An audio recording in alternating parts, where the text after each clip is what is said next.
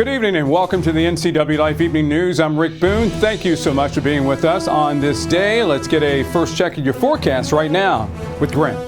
Thank you very much, Rick, and good evening, everyone. Hope you had a great Wednesday. Once again, bad air quality throughout our area, especially here in the Wenatchee Valley today. Look at this shot from a Rondo Rock, and it is awful air quality looking back down towards the Wenatchee area. But temperatures are on the downslide. Another hot one today, but look what happens as we get into Thursday. Hazy, about 84, 82 Friday, and all the way down to 77 for a high temperature on Saturday. I'll have more weather coming up a little bit later on. Rick?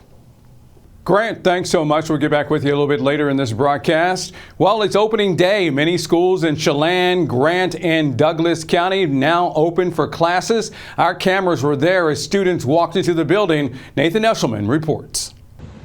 It's back to school in NCW, so we're going to take a look at a couple of local high schools across North Central Washington to see how they're getting started in their day, and also take a peek at other school districts in the area and when they start their school year.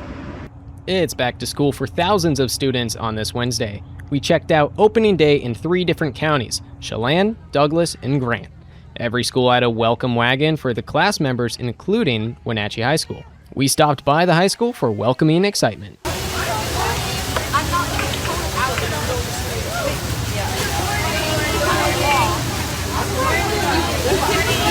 And then headed over to Pioneer Middle School as the little ones were heading into their day of learning.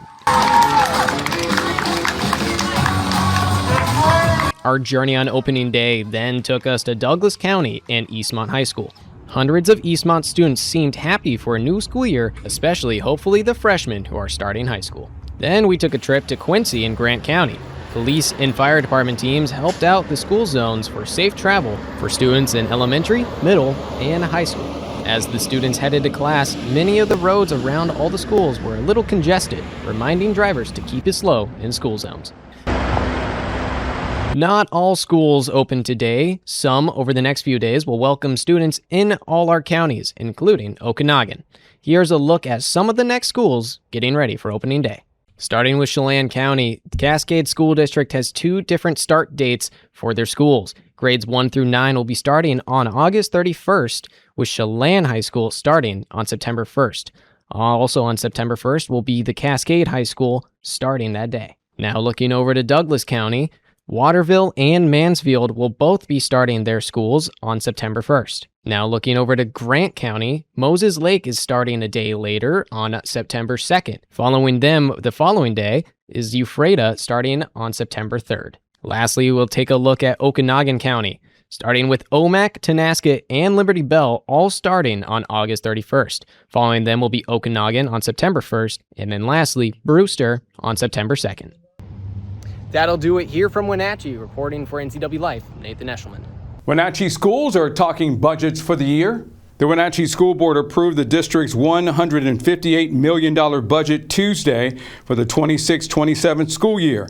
About $138 million of that is in the district's general fund, one of 5 funds that make up the budget. The budget comes as Wenatchee continues to see declining enrollment and facing ongoing funding issues. The district projects about 6,100 students this year. That's 238 fewer than last year. Declining enrollment continues to be a challenge for the district, but it's not a new trend. Wenatchee has seen enrollment decline over the past several years, and the district shows that the trend continuing in the coming years. Well, veterans are all over the Wenatchee Valley, including right here in Wenatchee. They came to meet at the Wenatchee Convention Center. Our Pete O'Kane, our Inside Marine, was there to talk to them about their message. Hi everyone, welcome back to Veteran Voices. This week I'm at the Wenatchee Convention Center for the Serving Those Who Serve conference. It's a 2-day conference put on by the Washington State Department of Veteran Affairs, and we're going to be talking with a few of the people leading discussions. So we're in the Wenatchee Convention Center today. We're conducting our 9th annual Serving Those Who Serve conference. It's an opportunity for us where it is the largest state veteran gathering of organizations, so state, federal, local, nonprofits, community organizations, where we come together and for a simple reason, to collaborate, to network, to kind of share best practices and learn from each other so that we can figure out how best to serve our transitioning service members, veterans, and their families, with a primary goal of making sure that they're being served their earned benefits. We want to make sure that each referral that we're doing to each other's organizations, that they're getting the right information and right of the earned benefit that they've earned. So, gotcha. Everybody kind of knows about the federal VA. I mean, the VA you think about when you hear VA, right? Yeah. Could you tell us a little bit about the state VA and how it's different from sort of its big brother? Sure. I think that's also a great question, because those are some of the challenges that we currently have within our state and community. So when veterans transitions, they're leaving obviously the services that they served in, and they do go through TAPS. So it's the Transition Assistance Program, where they're learning what's available for them. Part of, for us, is we're also now able to attend that 40-hour training that they're receiving. So they're required to go to training. It's one of our first opportunities to make that connection with them while they're transitioning before they get out. We identify ourselves as a cabinet state agency to be able to provide those level services. Yes, a transitioning service member can sign up for Veterans Health Administration, Veterans Benefits Administration, and also the National Cemetery Administration. So those are the three big divisions in federal VA. Now, the state, where we come in, is we're able to offer a lot of those services to get them connected, to help them, educate them, help them find. One of the primary things is help them get filed for their disability and compensation or pension benefits if they haven't done that before they get out. Right now, I would say more than 50% of the transitioning service members, for whatever reason, are not applying for their earned benefits. So that is one of the gaps that we're trying to narrow down and close. While we attend that training, that 40-hour week, we're able to sit down with them, educate them so that they can do that. Because the goal is that when they get out and transition out, that they've become service connected, or they've signed up for the Veterans Health Administration to receive their health care. Or employment. There's a lot of programs that the federal VA offers to them as a veteran, and then we come in and we kind of support that and try to make sure that throughout the state we have a cadre of veteran service officers that are accredited by us as a state agency. We're the accrediting body for those individuals. We also provide funding to 4 veteran service organizations so that they can hire their staff to be able to do that work throughout the state of Washington. They are located throughout the entire state. And then we also have in our central office in Olympia and also at Joint Base Lewis McChord, we also have folks located throughout the state that are state employees that are doing very similar work. So for example, right now, the closest that I can think of right now would be in Ellensburg. He's located there in the Kittitas County office building doing that type of service for our veterans and families. I spent 37 years, 10 months, 29 days in the United States Army. Not that I was counting, my wife was counting. I joined the Army in 1982 as an armored reconnaissance specialist. Spent the vast majority of my career in units like the 82nd Airborne Division and Stryker units. I have 5 combat tours of duty. I did the combat jump in Operation Just Cause in Panama in 1989, Desert Shield, Desert Storm in Iraq, and then 2 tours in Iraqi freedom, 1 in Enduring Freedom in Afghanistan. And culminated my career in 2015 by being selected by Marine General Joe Dunford as the 3rd Senior Enlisted Advisor to the Chairman. Served in that position for 4 years at the highest levels of the military and retired in 2020. And since then, I have become an entrepreneur, a consultant. I own 2 different businesses, a leader development business and a consulting business. And my main focuses are supporting the men and women in uniform, as well as supporting our veterans and families. So you're the keynote speaker here at this conference. Could you tell us a little bit about what you'll be speaking about? So this conference is about saving and transforming lives. That's the conference theme.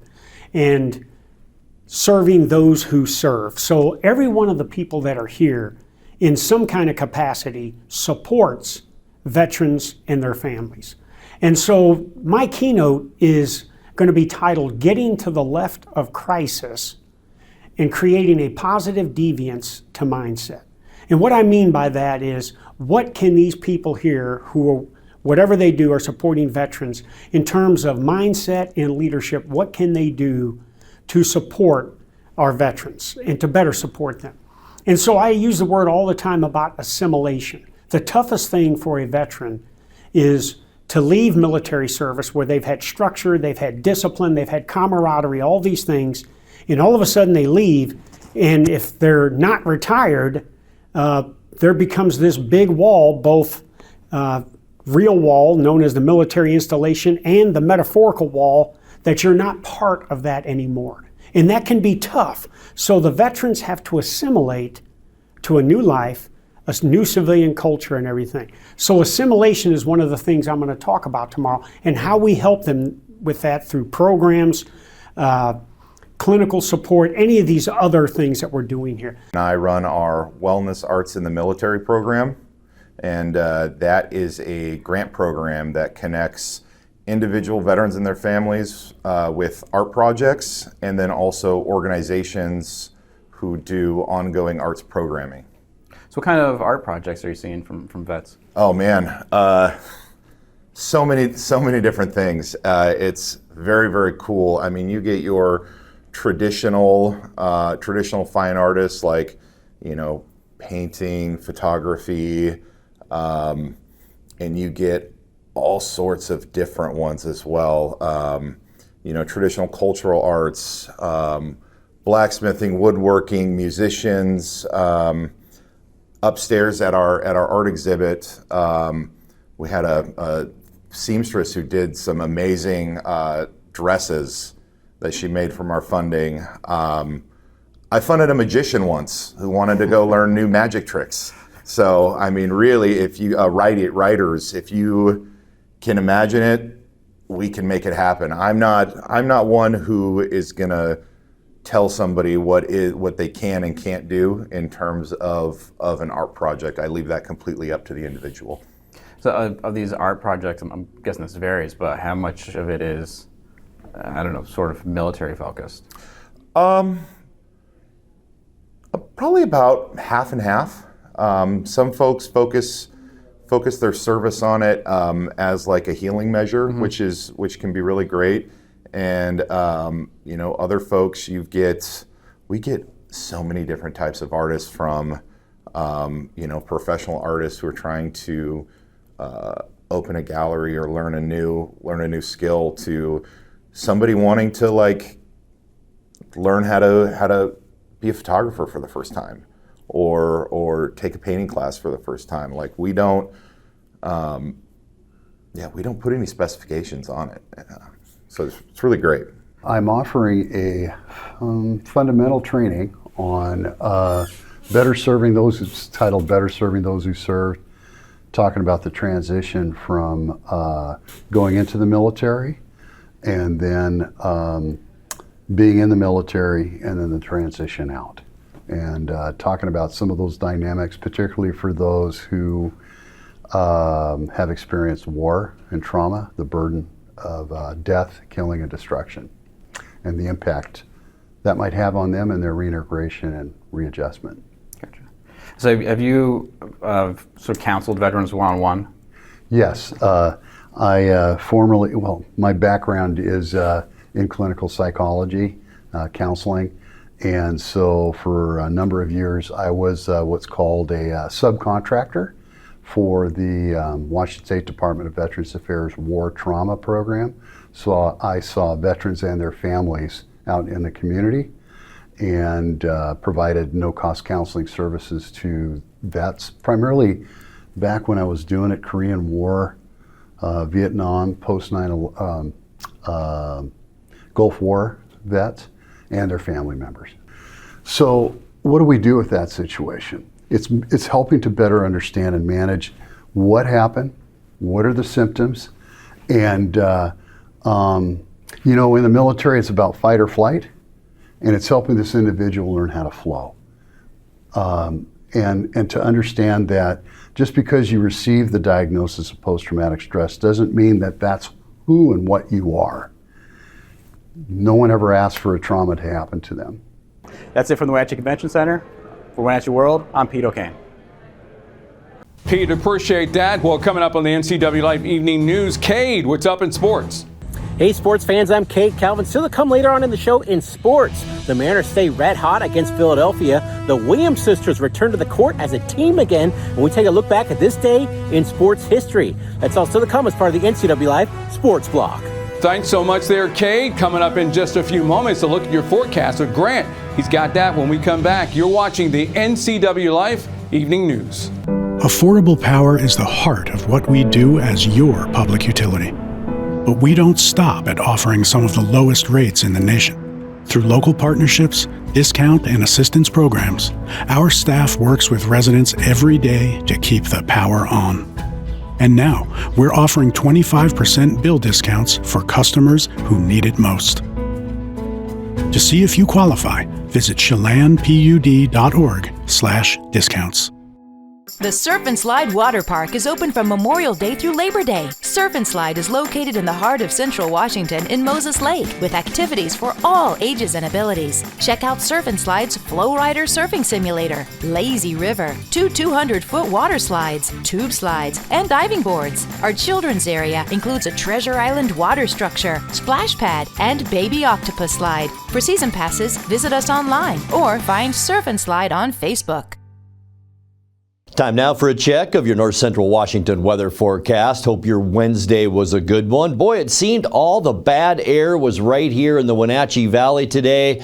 This is our Wenatchee Heights tower camera outside our weather window. You can't see the Cascades in the background, and boy, you can't hardly see a lot of Wenatchee or the Sunny Slope area as well. We had unhealthy for sensitive group air all the way to unhealthy at times today. But on the other side of the coin, going up north, things were a lot better as we take a look at our Billy Goat camera. There's Pateros and there's Brewster, and the air up there not even close to as bad as it was down here in the Wenatchee Valley. And that's good news for the folks up there that have been dealing with bad air for about 3 weeks now. So good news for that. And it looks like this bad air will get better for us here as well. We'll talk more about that coming up. High temperature today. It was a hot one. In fact, we were 1 degree away from a record unofficially.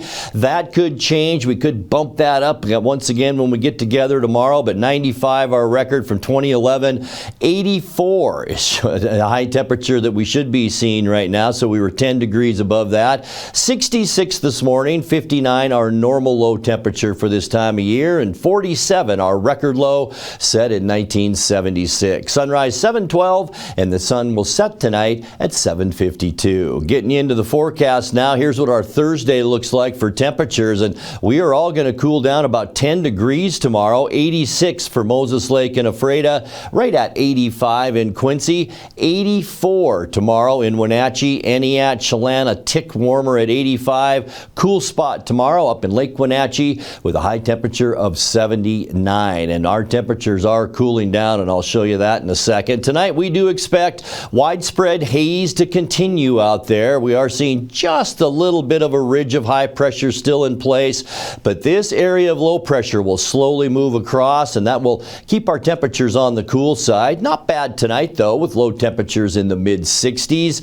For your Thursday, hazy once again. I think we will clear out a little bit in the afternoon because we are going to see a west wind, and that should take some of that smoke out of our area. Once again, 10 degrees cooler than today, tomorrow, with high temperatures in the mid-80s as we end our work week on Friday. Lots of sunshine out there. Really no weather to affect anything as we move into the upcoming weekend. High temperatures very comfortably into the low 80s on Friday. And then kind of a fire weather watch day as we get into the weekend. Mostly sunny and breezy to even windy conditions on Saturday. We'll see high temperatures drop down in the mid to upper 70s because of this strong northwesterly and northerly flow. And then as we end our weekend on Sunday, it looks like a pretty nice day. Mostly sunny and warmer. High temperatures again on the comfortable side for this time of year in the low 80s. And kicking off your next work week, we do expect more of the same. Mostly sunny on Monday, maybe a little bit warmer. You can see some of those high clouds around on Monday. High temperatures into the mid 80s, so slightly above normal on Monday. And then we're going right back down again on Tuesday. Mostly sunny skies. This area of low pressure will still drag some cooler air through on Tuesday. High temperatures then right around 80 degrees. Let's take a look at your 7-day forecast now. 65 overnight tonight, hazy and cooler tomorrow. 84 the high temperature, going down to 82 on Friday. Should be a really nice day for Friday. And then Saturday, look at that. Mostly sunny, breezy to even windy conditions with a high temperature of 77. And then mostly sunny skies from Sunday right into next Tuesday with high Overnight temperatures between 80 and 84 degrees. And that's a look at your North Central Washington weather forecast. Coming up next, Cade Calvin with a look at sports and more as the NCWLIFE Evening News continues right after this. Are you dealing with a pest or weed issue and you just don't know what to do? We use the best pest control methods approved for areas with kids and pets. Whether it's rats, mice, ants, or spiders, or something else altogether. We provide the coaching and solutions you're looking for. And you can know that your dollars are supporting a local, family-owned and operated business. Allow us to help you get back to living healthy and pest-free. Harvest Valley Pest Control. Slide and surf all summer long. Soundwave Saturdays, more than a surf park, it's the summer scene.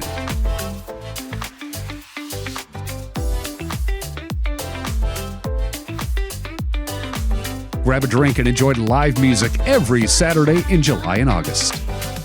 Slide Waters in Lake Chelan. Don't miss it. Welcome back in, everyone. Cade Calvin here. Let's talk some sports for a few minutes now. We're going to start things off at T-Mobile Park, where Cal Raleigh just cannot stop hitting home runs as of late. Cal Raleigh is on an absolute tear, homering in his fourth straight at-bat as the Seattle Mariners beat the Philadelphia Phillies 4-1 Tuesday night. Raleigh led off in the second inning with his 18th home run of the season, matching the Mariners' record for homers in 4 consecutive at-bats, first set by Mike Cameron in 2002. On the mound, George Kirby turned in one of his best starts of the year, allowing just 1 run on 4 hits while striking out 9 over 7 2/3 innings. Josh Naylor gave Seattle the lead with an RBI single in the 6th before Dominic Canzone added a 2-run bases-loaded single to give the M's some breathing room. Andres Munoz closed it out in the 9th for his 24th save. The Mariners will go for the sweep today, with Brian Wu getting the start against Philadelphia. College sports are dealing with a new eligibility mess, and it could create a scenario that once seemed unthinkable. Players leaving college for the pros, then trying to come back. The NCAA changed its rules this summer to allow athletes 5 years of eligibility over a 5-year window, but the change applied to players who graduated high school in 2023, not the class of 2022, prompting a wave of lawsuits.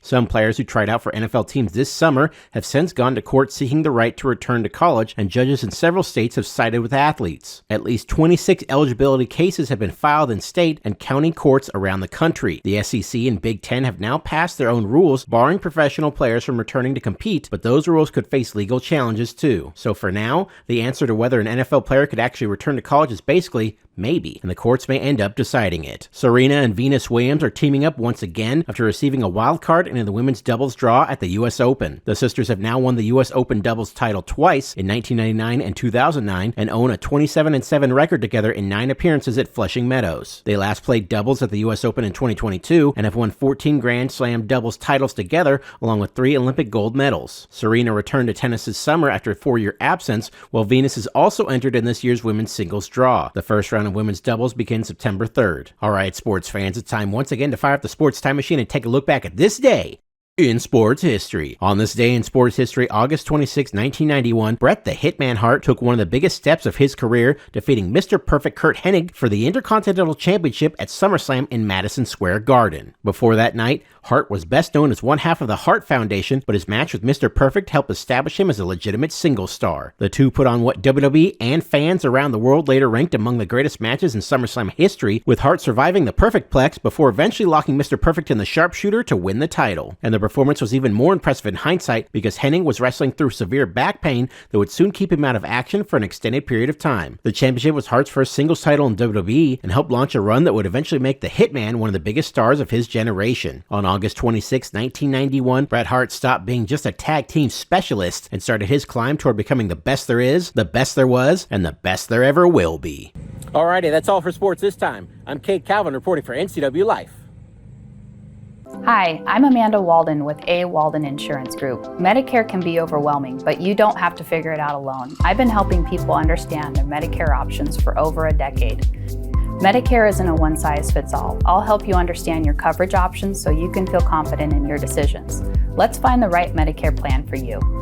Call me today or come and see me at my office located on South Chelan Avenue in Wenatchee between the YMCA and the Social Security office. I look forward to meeting you soon. Welcome back, everybody. Thanks for watching NCWLIFE Evening News. Let's get one more look at your forecast. Thanks, Rick. And one last check of your weather now. We are in for about a 10-degree cool down as we get you into Thursday. A little morning haze, mostly sunny in the afternoon and cooler. 84 our high, 82 for Friday. And look at the dip in temperature as we start the weekend on Saturday. Breezy to even windy conditions on Saturday and 77. And then mostly sunny as we end our weekend on Sunday and 81. Mostly sunny as well for Monday and Tuesday. 84 your high temperature on Monday and right at 80 degrees with the high temperature on Tuesday. Rick? Grant, appreciate that. Well, do you want a new member of your family? We just may have one for you in this week's Pet of the Week. It is International Dog Day across the world, so of course I had to bring my little friend Bucky here with me to work. So what International Dog Day really is a day to appreciate dogs who are strays and those who are in shelters. Hi, I'm Corley with Wenatchee Valley Humane Society. I'm shelter manager here. And today I want to introduce you to Bandit. Bandit is our, 2 to 3 year old mixed breed, medium-sized dog. We're not really sure what he is, but he is full of life and love, and he is looking for a home. Bandit is in our Clever Canine program, which is why he has a purple collar. So that means he's extra smart. And so we give him lots of additional enrichment and toys and mind puzzles. And he really enjoys those. He really wants to learn anything that you teach him. So far, he's really good at sit and lay down, and he's learning other stuff. So full of energy. He loves to jump and spin and fly across the yard if you let him. What else? He's extremely treat motivated. Will do anything for a snack. And yeah, his favorite thing though is people. He will do anything to be with anybody at any time. Yeah, always has to be touching you. He's just a really big love of a dog. Yeah. We've had him a little too long now. I want to say about 6 weeks. Yeah, and that's too long for a young, energetic boy like this. Yeah, he came to us as a stray, so we don't have any background information on him. We have no idea how he does with cats because he's a stray. He is a little selective with other dogs, so if you do have one, we always encourage that you bring them with you so that they can meet and see if they get along. We're open from Monday through Sunday, 7 days a week, from 12:30 to 6, and we would love to introduce you. On top of highlighting Bandit as the pet of the week at the Wenatchee Valley Humane Society, it is also International Dog Day on Wednesday. The international holiday was founded in 2004, starting in the United States. The goal of the holiday is to promote the adoption of dogs from shelters and rescue centers while raising awareness about conditions of strays and abandoned dogs. We believe that every dog deserves a chance at a loving home. We've had dogs that have come from all walks of life, from coming in as strays, from bad situations, from owner surrenders that they just didn't have any other option. But there's a home for every single dog we have, and we love finding that for them. In a fun way to recognize the holiday, multiple pet stores across North Central Washington are celebrating the holiday. Really important, and it's honoring all the dogs that come in here every day and that we get to make friends with. So we're going to be doing 10% off everything in store, and that does include cat stuff, just for people who have cats too. We have to show them some love, we can't exclude them. And then we will also be doing pup cups and little treat food samples and whatnot. So it's just a lot of fun little things for dogs to do, and just for us to show some extra love, get some pictures of them with their families and stuff. So we're really excited for that tomorrow. I think on an average day we see around 20 dogs, so I hope we see double that. That would be great. If you have a fluffy friend with you, make sure to give them a couple extra pets or treats today to celebrate the holiday. That'll do it from Wenatchee for me and my friend Bucky, reporting for NCWLIFE, Nathan Eshelman. Okay, he looks like a buddy you could probably have at your house, that little puppy. Hey, thanks for watching us here on the NCWLIFE Evening News. And for news in your world, go online right now to WenatcheeWorld.com. You'll find stories that matter to you. Thank you for watching us here on the NCWLIFE Evening News. I'm Rick Boone, and for all of us here, we appreciate it. We'll see you back here again next time.